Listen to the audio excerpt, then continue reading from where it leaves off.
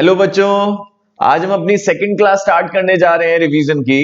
नवंबर 20 के लिए मैंने आपका लिए रिवीजन कोर्स स्टार्ट करा है, उसकी ये सेकंड क्लास है। बच्चों, प्रीवियस क्लास में हमने एसआई का टॉपिक कवर करा था, उसके कुछ क्वेश्चंस करे थे, कॉन्सेप्ट्स करे थे। आज हम अपना नया टॉपिक स्टार्ट करेंगे, compound interest and effective rate of interest. बच्चों, ये भी क्लास आप पूरी देखिएगा, बहुत ही छोटी क्लास होगी। ये भी टॉपिक पूरा कवर होगा, तो मैंने पार्ट वाइज आपकी क्लासेस को बाइफरकेट करना है, जिससे कि स्टूडेंट पूरी क्लास देखे और उसे प्रॉब्लम भी ना हो। एक बात और बच्चों, मैंने इस कोर्स के लिए टैगलाइन रखा है इस पर्टिकुलर इस रिवीजन कोर्स के लिए कि इस रिवीजन को कर डाला तो एग्जाम झिंगा लाला। एक्चुअल में बच्चों, अगर आपने ये कोर्स रिवीजन कोर्स बहुत अच्छे से कर लिया मेरे पास, तो मैं अनडाउटली बोल देता हूं कि आपको एग्जाम में कोई दिक्कत नहीं आएगी। एग्जाम बिल्कुल अच्छे तरीके से जाने वाले हैं आपके। बट आप जो जो मैं आपको बोल रहा हूं, आप उसके अकॉर्डिंग काम करिएगा। जैसे कल हमने 4 एक्सरसाइज कंप्लीट करी थी, तो आपको विद एग्जांपल कंप्लीट कर लेनी चाहिए। कोई भी डाउट आपका हो तो कमेंट सेक्शन में लिखिएगा और मैं आपके डाउट नेक्स्ट क्लास में ले लिया करूंगा। क्लियर है बच्चों? दूसरा एक चीज और, कुछ बच्चों को कैलकुलेटर में लेकर कुछ डाउट था, तो एक बार आप ना ट्राई कर लीजिएगा कि जब भी आप शॉपकीपर पे जाएं तो एक दो ऑप्शंस हैं, जैसे मान लो डिवाइड इक्वल टू वर्क नहीं कर रहा, तो उसे ट्राई करके देखिएगा, क्योंकि कुछ कैलकुलेटर में ये वर्क नहीं करता ये ऑपरेशन। मान लो मुझे 5 का रेसिप्रोकल चाहिए, तो मुझे 5 डिवाइड इक्वल्स टू करके आ जाएगा।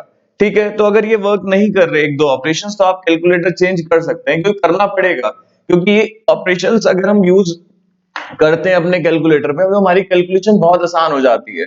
तो बेटर ये कि हम अपना कैलकुलेटर बदल लें, क्योंकि ये एक एसेट है, फाइनल तक आपके काम आनी है। ठीक है, तो कोई इन्वेस्टमेंट है आपका, ठीक है, रिटर्न तो मिलेगा ही। तो आप कैलकुलेटर चेंज कर लीजिएगा, ठीक है, जिस भी बच्चे को दिक्कत हो रही होगी। ठीक है बच्चों, आज हम नया टॉपिक स्टार्ट कर रहे हैं अपना, compound interest and effective rate of interest. तो स्टडी मटेरियल से ही करेंगे। तो स्टडी मटेरियल के क्वेश्चन स्टार्ट करने से पहले मैं आपको कॉन्सेप्ट्स बता देता हूं।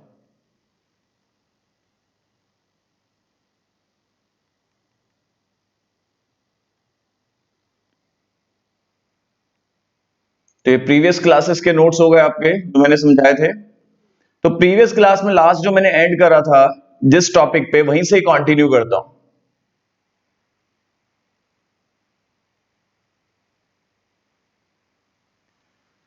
हाँ, तो बच्चों प्रीवियस क्लास में मैंने क्या लिया था, एक एग्जांपल लिया था जनरल फॉर्म में, कि suppose rupees P is invested at the rate of R%। R% से आपने इन्वेस्टमेंट एक करा, जिसमें आपको रिटर्न मिल रहा है R%, and interest is compounding yearly. Yearly आपके अकाउंट में इंटरेस्ट कंपाउंड हो रहा है। आपसे पूछ रहे हैं find the value of investment after n years. After n years आपके अकाउंट में कितना बैलेंस होगा। तो हमने ये फॉर्मूला प्रूव करा था, आफ्टर एन ईयर्स आपके अकाउंट में कितना बैलेंस होगा। देखो, सिंपल इंटरेस्ट और कंपाउंड इंटरेस्ट में डिफरेंस क्या होता है। सिंपल इंटरेस्ट में तो क्या होता है कि हर साल आपको सेम इंटरेस्ट मिलता है, बट कंपाउंड में ऐसा नहीं होता। कंपाउंड में आपको पहले साल कम इंटरेस्ट मिलेगा, दूसरे साल वो इंटरेस्ट की अमाउंट कंपाउंड हो जाएगी, तो दूसरे साल इंटरेस्ट ज्यादा होगा ऑब्वियसली पहले साल से, तीसरे साल और ज्यादा होगा, चौथे साल और ज्यादा होगा, तो nth ईयर सबसे ज्यादा इंटरेस्ट होगा। ठीक है, तो हमने फ्यूचर वैल्यू निकालने का फॉर्मूला पढ़ा था, a is equal to p into 1 plus R% to the power n। Clear है? a is equal to p into 1 plus R% to the power n, ये फ्यूचर वैल्यू ऑफ इन्वेस्टमेंट। अगर आपको FD की maturity value चाहिए, तो आप इस फॉर्मूले से पता कर सकते हैं। इस फॉर्मूले में a क्या होता है, ए फ्यूचर वैल्यू होता है ब्याज के साथ जो आपको मिलेगा भविष्य में, टी जितने की आपने एफडी कराई, आर जिस रेट से कंपाउंडिंग हो रही है, ठीक है, और एन जितनी बार कंपाउंडिंग हो रही है। मतलब मैं एग्जांपल देता हूं कि अगर मंथली कंपाउंडिंग होगी, तो मंथली ब्याज क्रेडिट होगा आपके अकाउंट में, तो उसके लिए मंथली रेट लिया जाएगा। और मंथली रेट कैसे आएगा बच्चों, अपॉन 12 करके। और एक साल में कितनी बार कंपाउंडिंग होगी, 12 बार कंपाउंडिंग होगी। क्लियर? हाफ ईयरली में क्या होगा बच्चों, हाफ ईयरली में क्या होगा, एक साल में 2 बार कंपाउंडिंग होगी। और किस रेट से कंपाउंडिंग होगी, ऑब्वियसली हाफ ईयर रेट से होगी। क्वार्टरली में क्या होगा, क्वार्टर रेट से कंपाउंडिंग होगी। क्वार्टर रेट कैसे पता करेंगे, 3 मंथ्स का रेट, तो 3 मंथ्स का रेट क्या होगा बच्चों, इंटू 3 डिवाइड बाय 12। क्लियर है? और एक साल में कितनी बार कंपाउंडिंग होगी बच्चों, 4 बार कंपाउंडिंग होगी, 3 मंथ्स एंड, ठीक है, फिर 3 मंथ्स, फिर 3 मंथ्स, फिर 3 मंथ्स। क्लियर है? ऐसे ही अगर डेली कंपाउंडिंग हो रही होगी, तो किस रेट से कंपाउंडिंग होगी बच्चों, डेली के रेट से। डेली का रेट कैसे आएगा बच्चों, अपॉन 365, 365 से डिवाइड कर देंगे। और एक साल में कितनी बार कंपाउंडिंग होगी, 365 टाइम्स कंपाउंडिंग होगी। और एन ईयर्स में कितनी बार कंपाउंडिंग होगी, इनटू 365। और ये जो ऊपर फॉर्मूला लिखा है मैंने, ये लास्ट इसे बोलते हैं एक्यूमुलेटेड इंटरेस्ट। तो कुल मिला के आपको कितना इंटरेस्ट मिला एन ईयर्स में, तो उसका फॉर्मूला होता है अमाउंट माइनस प्रिंसिपल। अमाउंट का मतलब जितना ब्याज के साथ आपके अकाउंट में मैच्योरिटी टाइम पर मिला आपको, और जितना आपने डिपॉजिट करा था, इन दोनों के बीच में डिफरेंस। तो सीआई का फॉर्मूला एक बार और लिख देता हूं, p into one plus R percent to the power n minus one.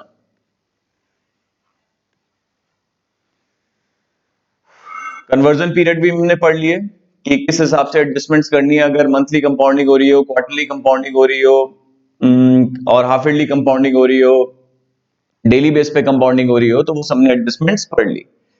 Clear हो गया बच्चों? आ जाओ हम कुछ क्वेश्चंस करते हैं बच्चों स्टडी मटेरियल के। जैसे एग्जांपल नंबर 13, 12th और 13 दोनों करेंगे। पहले एग्जांपल 12 देख लेते हैं स्टडी मटेरियल का। तो मैं पेज नंबर स्टडी मटेरियल जो इंस्टीट्यूट का है, page number 4.12, example number 12। Question क्या है बच्चों?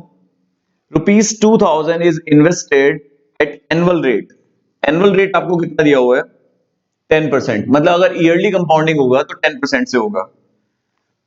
What is the amount after 2 years? 2 साल बाद आपके अकाउंट में कितना बैलेंस है? और ये वैसे ही है, इफ कंपाउंडिंग इज डन, पहले पार्ट में ईयरली कंपाउंडिंग हो रहा है बच्चों, दूसरे पार्ट में कंपाउंडिंग हो रहा है बच्चों क्वार्टरली, तीसरे पार्ट में कंपाउंडिंग हो रहा है मंथली, और पहले पार्ट में सॉरी सेमी एनुअली, नहीं एनुअली, सेमी एनुअली, क्वार्टरली और मंथली। तो ठीक है, हम ये करते हैं। कैलकुलेटर के बारे में मैंने आपको नहीं बताना इस क्लास में, क्योंकि कैलकुलेटर के लिए मैंने आपको बोला है कि जो मेरी बेसिक्स ऑफ कैलकुलेटर की क्लास है वो देख सकते हैं। तो प्रिंसिपल कितना है बच्चों?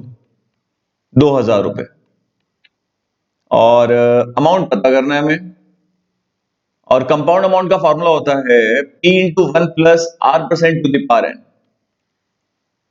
तो ये तो हो गया हमारा फॉर्मूला। इस फॉर्मूले में वैल्यू पुट करते हैं 2000, और अगर ईयरली कंपाउंडिंग हो रहा है, क्योंकि पहले पार्ट में तो ईयरली है, तो 10% से कंपाउंडिंग होगा, और कितनी बार कंपाउंडिंग होगा? 2 साल में 2 बार ही होगा।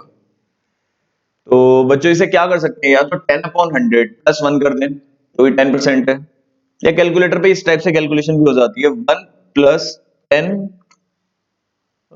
परसेंटेज का है बच्चों, ये रहा, ये हो गया 1.1। इसकी पावर 2 चाहिए, मैंने वही फंडे बता रखे हैं, अगर इंटू करेंगे तो पावर में 1 का टिप्पल चलेगा, ये पावर 2 हो गई, और फिर इंटू 2000, तो ये आ गया आपके अकाउंट में कितना बैलेंस है आफ्टर 2 इयर्स, 2420।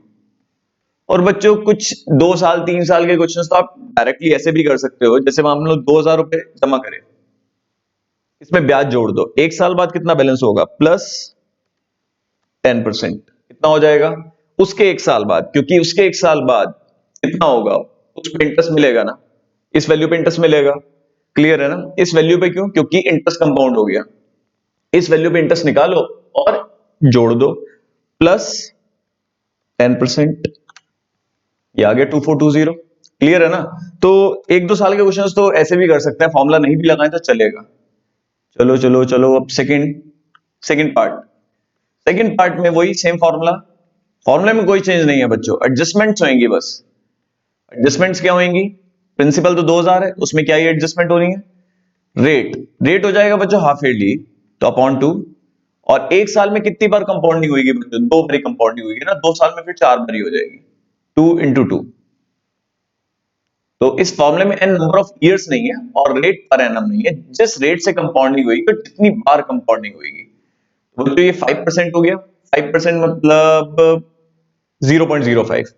तो ऐसे भी कर सकते हैं, 1.05 इंटू करेंगे तो पावर में 1 का टेबल चलेगा, 1 तो ऑलरेडी है ही, इक्वल टू करते 2, फिर 3, और फिर 4। अच्छा ठीक है, इंटू 2000,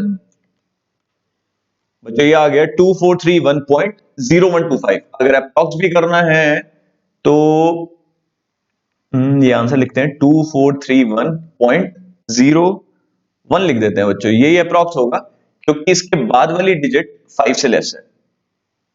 मतलब 1 के बाद वाली डिजिट अगर 5 या 5 से ज्यादा होती तो फिर इसमें 1 पॉइंट इंक्रीज कर देते। ये सब आपको फंडेज पता है, अप्रोक्सीमेशंस के फंडेज हैं ये। अगला है वही सेम फॉर्मूला। फॉर्मूले में क्या चेंज होना है बच्चों? फॉर्मूले में कोई भी चेंज नहीं होना। फॉर्मूला वही आपका सिंपल साधारण सा कंपाउंड अमाउंट का p into 1 plus r percent to the power n। और बच्चों आज वो भी पढ़ेंगे हम। एक तो जिस अगर कॉमन रेट है, मतलब हर साल का रेट सेम है तो ठीक है, ये फॉर्मूला लग रहा है। अगर डिफरेंट रेट से कंपाउंडिंग हो रही है तो वो भी करेंगे। अगर इस क्लास में नहीं कर पाए तो नेक्स्ट क्लास में कर लेंगे, क्योंकि हमें तो उतना करना है जितना बच्चे क्लास देख पाए और फायदा हो बच्चों का। और सेल्फ स्टडी सबसे ज्यादा जरूरी है बच्चों। अगर आपने सेल्फ स्टडी नहीं करी, सिर्फ यहाँ क्लास करके छोड़ दिया, तो बच्चों आउटपुट नहीं आएगा। ये आप लोग भी अच्छे से जानते हैं। यहाँ पर 10% है, अगर क्वार्टरली होगा तो अपॉन 4। एक साल में 4 बारी कंपाउंडिंग होगा बच्चों, 2 साल में 8 बारी हो जाएगा। 8 बारी होगा ना। क्या कर सकते हैं इसे? 10/400 ही कर दो, परसेंटेज हटा के 10/400। कुछ फंडे तो आप अपने अकॉर्डिंग भी ले सकते हो। 1.025 आ गया बच्चों। वैसे कम लिखा करो इस कॉपी में, क्योंकि जरूरत नहीं पड़ने वाली। अब पावर 8 चाहिए, इंटू 234 234। एक तो पावर पहले से ही थी, इंटू 234। अब इंटू कर दोगे तो पावर में 4 का टेबल चलेगा, ठीक है। और 4 टू 8 हो जाएगी, इंटू 2000। तो बच्चों मैं आपको पहले ही बोल दिया, मैं बार बार ये मुझे बोलना पड़ रहा है, क्योंकि बच्चा अगर इस क्लास को देख रहा है और उसकी प्रीवियस क्लासेस पेंडिंग है, तो बेटर ये कि वो पहले प्रीवियस क्लास कंप्लीट करे, क्योंकि क्लास में टाइम पास नहीं होने वाला। कंटिन्यू होगी चैप्टर की क्लास, तो बच्चों कंटिन्यू होगी, मतलब प्रीवियस से ही रिलेटेड होगी। जिसकी क्लास प्रीवियस अच्छी होगी, मतलब उसने पिछली क्लास अच्छे समझी होगी, होमवर्क कर रखा होगा, उसे आ जाएगा समझ में। एक बार आंसर मैच कर लेते हैं, 2436.81। अब इनका यही है, देखो इंस्टीट्यूट की बुक में ये प्रॉब्लम रहता है, अप्रॉक्स पता नहीं किस हिसाब से करते हैं। अब जब आ रहा है 806 समथिंग आ रहा है, तो ऑब्वियसली वो 81 ही तो होगा ना। तो अप्रॉक्स हमारे फंडे ठीक है, बिल्कुल अप्रोक्सीमेशन के, इनके फंडे ठीक नहीं है।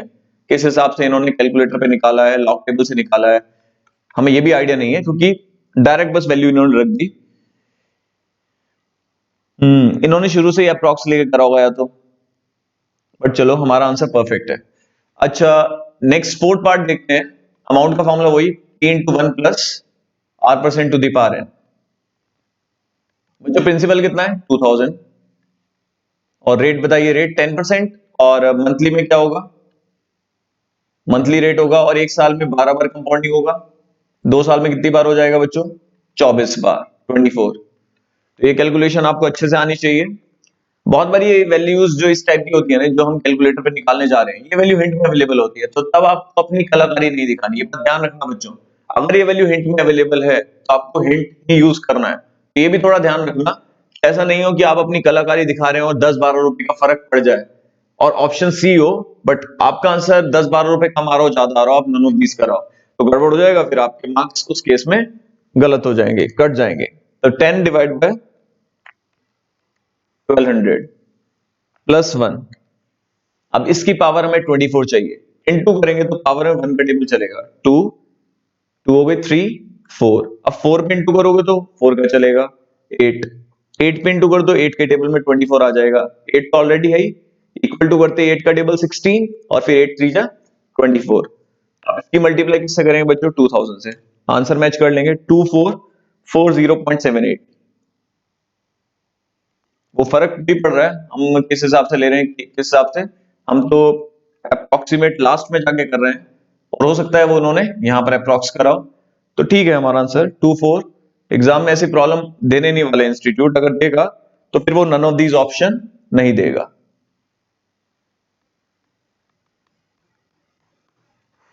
और अगर किसी पार्ट में ये कंपाउंड टेस्ट पूछ रहे हैं, तो अब देख लो एक मिनट बच्चों, एक चीज और, सबसे ज्यादा इंटरेस्ट कहां पर होगा? जितनी ज्यादा बार कंपाउंडिंग होगा ना, जितनी ज्यादा बार कंपाउंडिंग होगा, उसमें सबसे ज्यादा ब्याज आएगा। देखो फोर्थ पार्ट में सबसे ज्यादा इंटरेस्ट है as compare to third, second and first. Third में सेकंड और फर्स्ट से ज्यादा है, ठीक है। और सबसे कम इंटरेस्ट आपको मिलेगा ईयरली में, तो वो मैं आपको जब इफेक्टिव रेट करा रहा हूँ बच्चों तो बता दूंगा। थोड़ा थोड़ा सा आप वैसे भी समझ लो, मैं आपको बता देता हूँ। इफेक्टिव रेट का फॉर्मूला यहीं पर ही बता देता हूं, इतना तो बच्चों को आइडिया हो ही गया। बच्चों हेडिंग लिखते हैं हम effective rate of interest.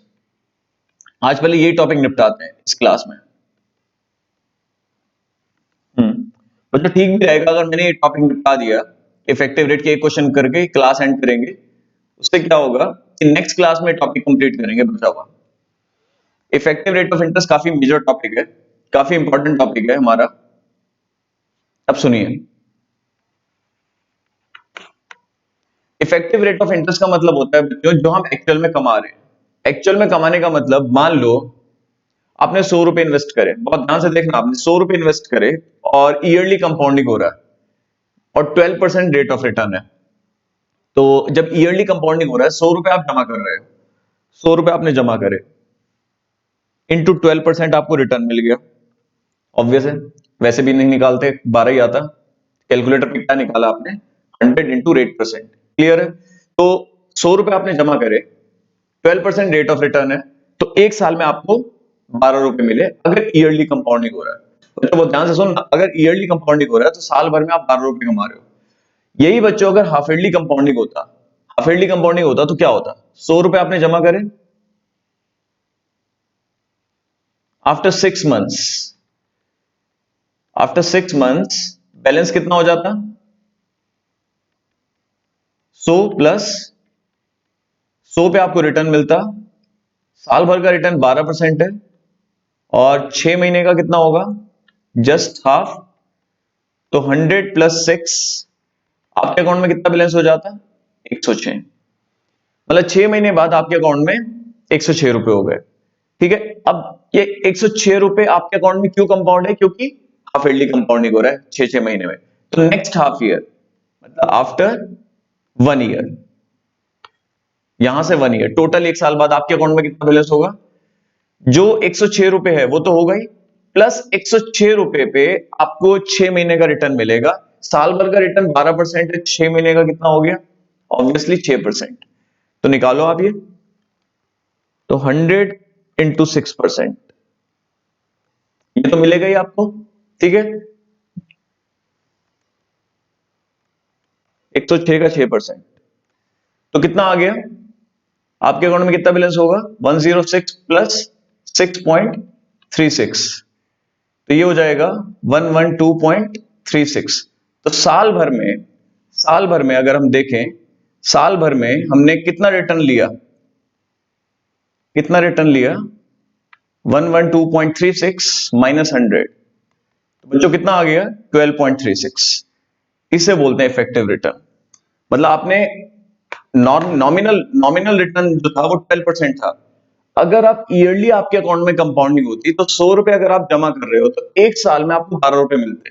But half yearly compounding से क्या हुआ, पहले हाफ ईयर आपको 6 रुपए मिले, दूसरे हाफ ईयर आपको 6 तो मिलेंगे ही 100 पे, बट जो फर्स्ट हाफ ईयर में आपको 6 रुपए मिले उसका 6% आपको नेक्स्ट हाफ ईयर में मिला। तो नेक्स्ट हाफ ईयर का रिटर्न कितना हुआ, पहले हाफ ईयर का 6, दूसरे हाफ ईयर का 6 तो होगा ही, प्लस 6 का 6%, 6 इंटू 6%, तो एक्स्ट्रा कितना हुआ, 0.36। तो इसलिए इफेक्टिव, इफेक्टिव जो हुआ वो ज्यादा हो गया। क्यों ज्यादा हुआ, क्योंकि एक बारी कंपाउंडिंग होने से ब्याज क्रेडिट हो गया और नेक्स्ट हाफ ईयर में उस ब्याज पे भी ब्याज मिला, इसलिए आपका रिटर्न जो है वो पिछले केस से ज्यादा आया। ईयरली कंपाउंडिंग होती तो वन टाइम कंपाउंड होता, 12 रुपए मिलते। हाफ ईयरली कंपाउंडिंग से क्या हुआ, 6 और 6 तो मिला, बट ये 6 कंपाउंड हुआ, इस 6 पे 6% भी मिला, इसलिए इफेक्टिव हमेशा ज्यादा आता है। क्लियर है, हाफ ईयरली केस में as compare to yearly compounding. इसलिए अगर मंथली कंपाउंडिंग होता तो और ज्यादा आता है। मैं आपको एक और एग्जांपल देता हूं, अगर यही क्वार्टरली कंपाउंडिंग होता तो और ज्यादा आता। 100 रुपए आपने जमा करे, साल भर का रेट बच्चों 12% है, तो 3 मंथ्स का कितना हो गया क्वार्टर का रेट, तो बच्चों 3%। ठीक है, 100 रुपए आपने जमा करे, एक क्वार्टर बाद कितना बैलेंस हो गया, प्लस 3%, ये बैलेंस हो गया, प्लस करके कर रहा हूं। तो अब नेक्स्ट क्वार्टर आपको इस पे रिटर्न मिलेगा प्लस 3%, उसके नेक्स्ट क्वार्टर इस पे रिटर्न मिलेगा तो प्लस रिटर्न हो जाएगा 3%।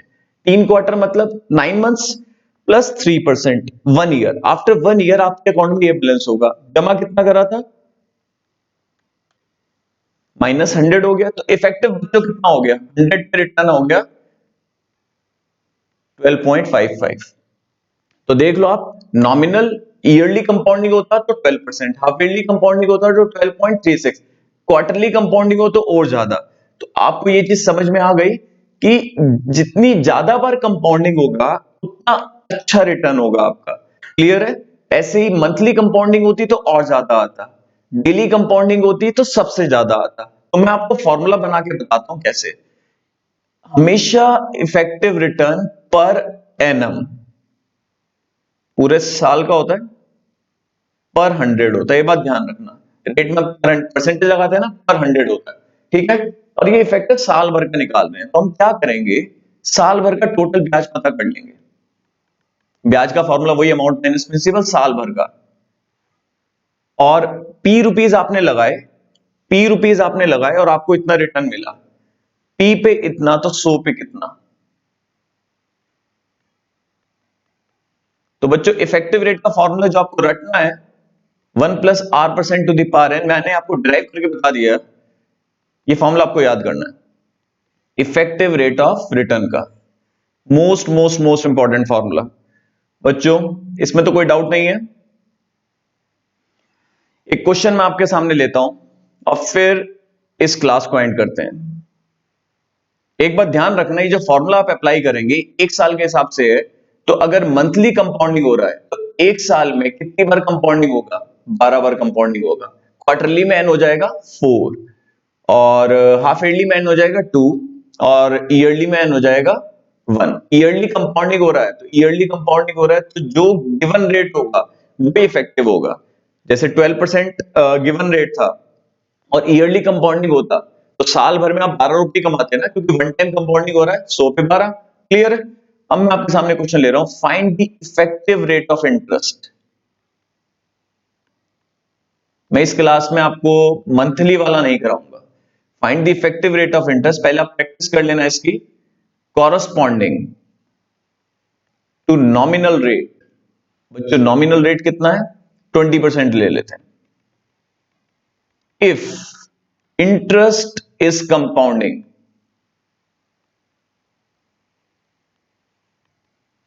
ऑन, पहला पार्ट बच्चों ईयरली बेसिस,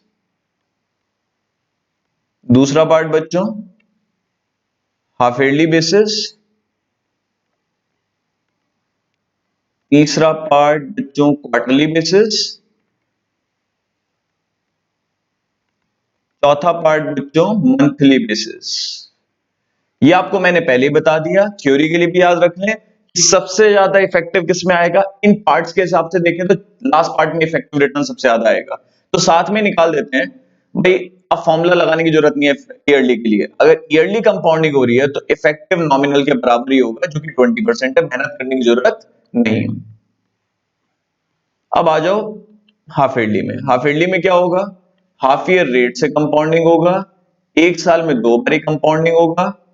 ये रहा बच्चों आपका आंसर। आंसर कैसे निकालोगे, वही 20/200 +1 इंटू, करोगे पावर में 1 का टेबल चलेगा, ऑलरेडी 1 है, पावर 2 -1 इंटू 100। इफेक्टिव आ गया बच्चों 21% पर एनम। अब आ जाओ बच्चों, जल्दी जल्दी हम एंड कर रहे हैं अच्छे से। 20 क्वार्टरली में अपॉन 4, एक साल में 4 बारी कंपाउंडिंग, बहुत बढ़िया बच्चों। ये हो जाएगा 20/400 + 1 इंटू पावर में 1 का टेबल चलेगा, 2 3 4, ठीक है, -1 और फिर इंटू 100, तो 21.55। और ये आपका लास्ट पार्ट। तो उम्मीद करता हूं कि आपको ये क्लास अच्छी लगी होगी। और बच्चों कमेंट सेक्शन में लिखना नहीं भूलिएगा अपने डाउट्स भी, और कैसा समझ में आया क्लास में, और क्या क्या चेंजेस चाहते हैं आप, क्या क्या प्रॉब्लम हो रही थी क्लास में। फीडबैक मेरे लिए मोस्ट इंपॉर्टेंट है, ठीक है। तो 20/1200 +1 इंटू 2 3 4, 4 आ गया, इंटू कर तो 4 का टेबल, 8, फोर तो ऑलरेडी स्क्रीन में था ना, इनटू इक्वल टू करते 8, और फिर 8 का टेबल नहीं चलेगा, 4 का ही चल रहा है, 12 माइनस 1 इंटू 100। तो बच्चों ये आ गया 21.94। कैलकुलेशन आप एक बार देख लेना, कोई डाउट हो तो मुझसे पूछ लेना, ठीक है। तो मैं एक बार थ्योरी के लिए लिख देता हूं, इफेक्टिव रेट ईयरली में कम होता है और हाफ ईयरली में उससे ज्यादा होता है। इफेक्टिव रेट क्वार्टरली में उससे ज्यादा होता है। इफेक्टिव रेट और क्वार्टरली, हाफ ईयरली, क्वार्टरली, और कौन सा बैठेगा बच्चों? मंथली। और इफेक्टिव रेट डेली में सबसे ज्यादा। चलो बच्चों, कैसी रही क्लास? ठीक है, समझ में आया सब बच्चों को? ऐसे हम रिवीजन करते रहेंगे, आप एक बार ट्राई भी कर सकते हैं, ये पूरी एक्सरसाइज एक बार आप ट्राई करिएगा। फॉर्मूला मैंने आपको बता ही दिया, बस ये बताना है मुझे कि अगर डिफरेंट डेट से कंपाउंडिंग हो रही हो तो फ्यूचर वैल्यू कैसे निकालेंगे। बाकी एक बार आप ट्राई करिएगा, जो भी डाउट होगा हम क्लास में लेंगे। चलो बाय बाय बच्चों, अच्छे से पढ़ाई करिएगा।